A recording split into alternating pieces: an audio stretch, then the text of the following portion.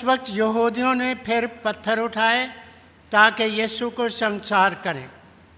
यीशु ने उन्हें जवाब दिया कि मैंने तुम्हें बाप की तरफ से बहुतेरे नेक काम दिखाए, और इनमें से किसी के काम के लिए किस काम के लिए मुझे संसार करते हो? यहूदियों ने उसे जवाब दिया, किसी नेक काम के सबब से नहीं, बल्कि कुफर गोई के सबब से हम तुझे संसार करते हैं, क्योंकि तू इंसान होकर अपने आप को खुदा बनाता है।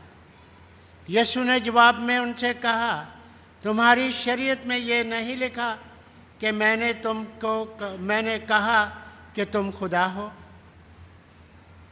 जब कि उसने उन्हें खुदा कहा जिनसे खुदा हम कलाम हुआ और नवेश्ता बातिल नहीं हो सकता, तो फिर तुम उससे जिसे बाप ने मुकद्दस करके दुनिया में भेजा है क्यों कहते हो कि तू कुफर बकता है?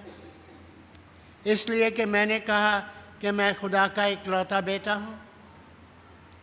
अगर मैं अपने बाप के काम नहीं करता तो मेरा यकीन ना करो, लेकिन अगर मैं करता हूँ तो गो मेरा यकीन ना करो, मगर इन कामों का तो यकीन करो, ताकि तुम जानो और सच मानो कि बाप मुझ में है और मैं बाप में। उन्होंने फिर उसे पकड़ने की कोशिश की, लेकिन वो उनके हाथ से निकल गया। वो फिर उर्दन के पार उस जगह पर चला गया जहाँ यूहन्ना पहले बपतिस्मा दिया करता था, और वहीं रहा। और बहुतेरे उसके पास आए और कहते थे, यूहन्ना ने तो कोई करिश्मा नहीं दिखाया, मगर जो बातें यूहन्ना ने उसके हक में कही वो सच निकली। और वहाँ बहुतेरे उस पर ईमान लाए। अंजीर मुकद्दस के वसीले से हमारी खताएं मिटाई जाए। खुदावंद फरमाता है कि तौबा करो, क्योंकि आसमान की बादशाही नज़दीक आ गई है। मसीह खुदावंद में नहायत अज़ीज़ मोमिनीन, रोज़ों के ये ख़ास अय्याम जो हमें खुदा की मोहब्बत याद दिलाते हैं कि उसने सलीब पर हमारे लिए जान दी और वो हमें प्यार करता है। आज की तिलावतों में ख़ास तौर पर हमने इस बात पर गौर करना है कि उसने हमारे लिए जान दी, सलीब उठाई, और ख़ास तौर पर मेरे लिए। आज आप सब इस बात पर गौर करें कि वो सलीब पर क्यों है, वो दुखों में से क्यों गुजरता है, वो क्यों भारी सलीब उठाता है और उसकी पसली में नेज़ा मारा जाता है और उसका खून बह निकलता है, सिर्फ मेरी निजात के लिए। वो सलीब पर इसलिए है क्योंकि वो मुझे प्यार करता है। आप देखें कि वो किस कदर आपको प्यार करता है, सिर्फ आपको, क्योंकि आप उसके प्यारे हैं, क्योंकि वो आपको अकेला नहीं छोड़ना चाहता। वो चाहता है कि आप उसकी कुर्बत में रहें, आप उसके करीब रहें, आप उसकी मोहब्बत को पहचानें, आप उससे बरकत पाएं, आप उससे मोजज़ात पाएं, आप उसकी कुदरत का तजर्बा करें। और ज़बूर नवीस भी कहता है कि मैंने मुसीबत में खुदा को पुकारा और उसने मेरी सुन ली। दुख में था, बीमारी में था, गुनाह में था, खुदा से दूर था और मैंने उसे पुकारा और खुदा ने उस गुनाह में भी मेरी सुनी, मुसीबत में भी मेरी सुनी, मुश्किल वक्त में भी सुना और मुझे निकाला।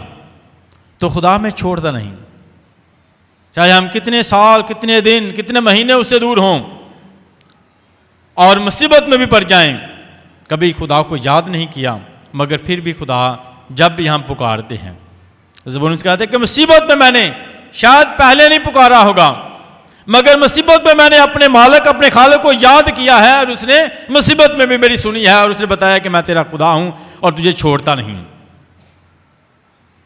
तो हमारी ज़िंदगी में बहुत सी मुश्किलात और चैलेंजेस रहते हैं, तो याद रखिए खुदा मुसीबत में भी हमारे साथ है, गिरने नहीं देता, संभालता है, उठाता है, बचाता है, मदद करता है।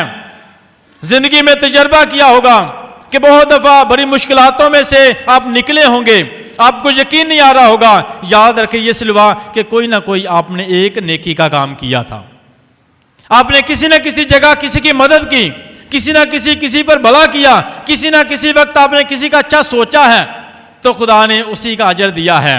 आपको मुश्किल वक्त से निकाला है तो आप हैरान होते हैं कि ये कैसे हुआ, कौन वसीला बना, कैसे मुमकिन हुआ।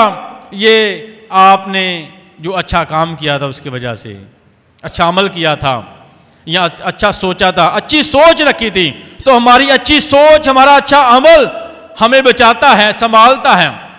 हम जितने भी मजबूत और समझदार क्यों ना हों, जब तक खुदा की ताकत हमारे साथ ना हो, खुदा का फजल हमारे साथ हो, तो हम महफूज नहीं रह सकते। तो हमें हमेशा खुदा की ताकत पर भरोसा रखना। हम कमज़ोर हैं और खुदा हमारी कमज़ोरी में हमें संभालता है, हमारी मदद करता है। रोज़ों के यहाँ हमें खुदा के करीब आने की दावत देते हैं। मसीह खुदावंद जो 40 दिन और रात रोज़ा रखता है और दुआ करता है बियाबान में, तो हमें भी दुआ की दावत है कि हम भी उसकी साथ शामिल हों, रियाजत में, दुआ में, खुदा के साथ बात करें, उसके करीब आएं। और यीशु मुसलसल हमारे लिए दुआ करता है, वो मुसलसल हमारे लिए बाप से बरकत मांगता है। वो कहते हैं कि बाप इनको माफ़ कर, वो सिफारिश करता है, वो इल्तिजा करता है, क्योंकि वो हमें प्यार करता है। तो आज के इंजील पाक में भी और उस वक्त यहूदियों ने फिर पत्थर उठाए ताकि यीशु को संगसार करें। इस हफ्ते में कोई यीशु पर इल्ज़ाम लगाने की कोशिश में है, कोई यीशु को पत्थर मारने की कोशिश में है, क्योंकि यीशु को राह से हटाने में, रुकावटें पैदा करने में, मुश्किलातें पैदा करने में है। तो कुछ ऐसे हैं जो डायरेक्ट यीशु पर इल्ज़ाम लगाते हैं, कुछ ऐसे हैं जो पत्थर मारने की कोशिश में हैं, और कुछ ऐसे भी हैं जो डायरेक्ट नहीं बल्कि इनडायरेक्ट हैं। वो दूसरों को उकसाते हैं, दूसरों को बताते हैं और उनके बुरे कामों में उनके साथ हैं, दूसरों को नुकसान पहुंचाने में। तो हम भी अक्सर किसी को नुकसान पहुंचाने में या तो खुद आगे होते हैं या पीछे रहकर भी नुकसान करने की कोशिश करते हैं। आज मैंने सोचना है कि क्या मेरा रवैया जो है दूसरों को नुकसान पहुंचाने में किसी ना किसी तरीके से, या सोचता है कि नहीं किसी को नजर भी ना आए कि मैं नुकसान कर रहा हूं, पीछे रहकर नुकसान करते हैं, आगे आकर नहीं। जिस तरह यीशु को कोई पत्थर, किसी ने पत्थर पकड़े हुए हैं और कोई पीछे आवाजों के साथ पत्थर मारने की कोशिश कर रहा है, इल्जाम लगाकर पत्थर मारने की कोशिश कर रहा है, उस ग्रुप में शामिल होकर पत्थर मारने की कोशिश कर रहा है। हाथ में पत्थर नहीं है, बल्कि नफरत वाले ग्रुप में शामिल है, जो यीशु को नुकसान पहुंचाने की वजह उस ग्रुप में शामिल है, उनके साथ साथ दे रहे हैं, उनके साथ खड़े भी हैं। तो आज हमने सोचना है कि हमने किसी भी तरह से बुराई का साथ नहीं देना, बदी का साथ नहीं देना, ना साथ खड़े होकर, ना अपनी बातों से और ना ही अपने कामों से, ना ही अपनी सोच से, ना ही उनके साथ शामिल होकर। तो हमारी ज़िंदगी से हम किसी को नुकसान नहीं पहुंचाएं, किसी भी लिहाज से, किसी भी लिहाज से। तो कभी कभी हम सोचते हैं कि मैं इस नुकसान में शामिल नहीं हूं, मगर आपकी मौजूदगी जो है वो उसकी वजह से आप शामिल हैं, आपकी सोच शामिल है। तो हम इनसे किनारा करें। जैसे गीत में भी कहा गया कि उन्होंने यीशु को सूली पर चढ़ाया, उसकी पसली में नेज़ा मारा, उसने यीशु को दुख दिए उन्होंने। तो हम अक्सर जब गीत सुनते हैं या कलाम सुनते हैं या पढ़ते हैं तो सोचते हैं कितने जालिम होंगे वो लोग जिन्होंने यीशु को दुख दिए होंगे, नुकसान पहुंचाया होगा, सलीब चढ़ाई होगी। क्या उन्हें महसूस नहीं हुआ होगा? क्या उन्होंने अपनी गलती को जाना नहीं होगा? क्यों वो इतने दुख जो है दे रहे थे यीशु को, इल्ज़ाम लगा रहे थे, सूली चढ़ा रहे थे, कोड़े मार रहे थे, थप्पड़ मार रहे थे। कितने जालिम होंगे, कितने बुरे होंगे। तो मत्ती रसूल की इंजील में हम अक्सर सोचते हैं कि ये बुरे शख्स होंगे, बुरे लोग होंगे। मत्ती रसूल की इंजील उसके 25वें बाब में मसीह खुदावंद ने कहा कि जब तुम भूखे को खाना खिलाते हो या प्यासे को पानी पिलाते हो तो आप किसके साथ करते हो? मेरे साथ। ये पानी आप मुझे पिलाते हो, ये प्यार आप मुझे दिखाते हो, हमदर्दी मुझे दिखाते हो, मोहब्बत मुझे दिखाते हो। जब आप किसी इंसान के साथ अच्छा सलूक करते हो तो मेरे साथ। तो याद रखें, याद रखने की ज़रूरत है, जब हम किसी को नुकसान भी पहुंचाते हैं तो हम यीशु को पहुंचाते हैं। जब किसी के साथ अच्छा अमल करते हैं तो यीशु के साथ करते हैं, प्यार दिखाते हैं इंसानों के साथ तो यीशु के साथ दिखाते हैं। तो अगर इंसानों को नुकसान पहुंचाते हैं तो यीशु को नुकसान पहुंचाते हैं। हम भी उन्हीं के साथ शामिल हो जाते हैं, यीशु को सलीब चढ़ाते हैं, दुख देते हैं। तो हम याद रखिए, हम सोचते हैं हम अच्छे थे कि वो कितने बुरे होंगे, यीशु को दुख दे रहे होंगे। तो आज भी हम यीशु को दुख दे सकते हैं और देते हैं अपने बुरे कामों की वजह से। जब हम दूसरों के साथ बुरा रवैया रखते हैं, जब बदला लेते हैं, किसी के खिलाफ जो है बुरा मनसूबा बनाते हैं, किसी को नुकसान पहुंचाने का सोचते हैं, किसी को गिराने का सोचते हैं, तो याद रखें हम इंसानों के साथ जो है बुरा सलूक करते हैं, तो ये हमारा रवैया यीशु के साथ है। अच्छा रवैया इंसानों के साथ यीशु के साथ है, बुरा रवैया इंसानों के साथ यीशु के साथ है। तो याद रखें इन रोज़ों के अय्याम में जब यीशु मसीह पर वो जुल्म डालते हैं, तो क्या मैं भी शामिल उनमें? आज के दिनों में जब हम अपने बुरे कामों को छोड़ते नहीं हैं, तो समझ लें हम भी शामिल हैं उनमें। यीशु को दुख देने में, कोड़े मारने में हम भी शामिल हो जाते हैं, का नुकसान करने में। तो हमें इनसे किनारा करना है। क्या खुदा जैसे ने कि खुदावंद के पाक कलाम में मत्ती रसूल के 4 बाब की 17 में तौबा करो बुरे कामों से, बुरे लोगों का साथ ना दो, बुरे कामों में ना पड़ो, बुरी सोसाइटी में ना पड़ो, तौबा करो, खुदा की तरफ आओ, खुदा के पास आओ, उससे बरकत मांगो। तो हमारे इस पैरिश में बड़ी अच्छी बात, रोज़ों में लोग दर तराफ़ कर रहे हैं, बड़ी अच्छी बात है। हर रोज़ तराफ़ करना चाहिए, जब भी मौका मिले, इतवार को मौका मिले, जुमेरात को मौका मिले, हर रोज़ भी जहाँ भी मौका मिले, किसी जगह भी आपको फादर मिले तो आप उसके तराफ़ करें। लोग देखा होगा कि लोग लाइनों में लग के तराफ़ लगातार करते हैं जब भी मौका मिलता है। कल जुमेरात को भी लोगों ने बहुत तराफ़ किया। तो जब भी आपको मौका मिले, यही हमारा ईस्टर होगा। खुशी होती है क्योंकि आप तराफ़ वही करता है, माफ़ी वही मांगता है जो यीशु की मोहब्बत को पहचान पाता है, जो यीशु को जान पाता है, जो यीशु को सलीब पर देखता है वही माफ़ी मांगता है, जो यीशु के दुखों को देखता है वही माफ़ी मांगता है, वही तराफ़ करता है, क्योंकि उसे यीशु के जख्म नजर आते हैं, उसे यीशु के सलीब नजर आती हैं, उसके यीशु के कोड़े नजर आते हैं कि उसने ये कोड़े खाए थे मेरे लिए। वही तौबा करता है, वही माफ़ी मांगता है, वही तराफ़ करता है, वही यीशु के करीब आता है, वही ज़िंदगी को बदलता है कि मैं इन बुरे कामों से आज को छोड़ता हूँ क्योंकि यीशु मेरे लिए सलीब पर है, सिर्फ मेरे लिए। वो मुझे प्यार करता है और मैं भी अपने बुरे कामों को छोड़कर यीशु को अपनी मोहब्बत दिखाऊंगा, अपना प्यार उसके साथ दिखाऊंगा। और आज की इंजील पाक में तो बहुत से लोग यीशु को संसार करने की कोशिश कर रहे थे, मारने की। और क्या हुआ, जब वो बियाबान में गया तो बहुत से लोग उसके पास आए और उन्होंने इस बात का इकरार किया, इस बात का इकरार किया कि यीशु ही खुदा का बेटा है और वो हमारे लिए बड़े बड़े काम करता है, मौज से करता है, अच्छे कामों को जारी रखता है, हमें प्यार करता है।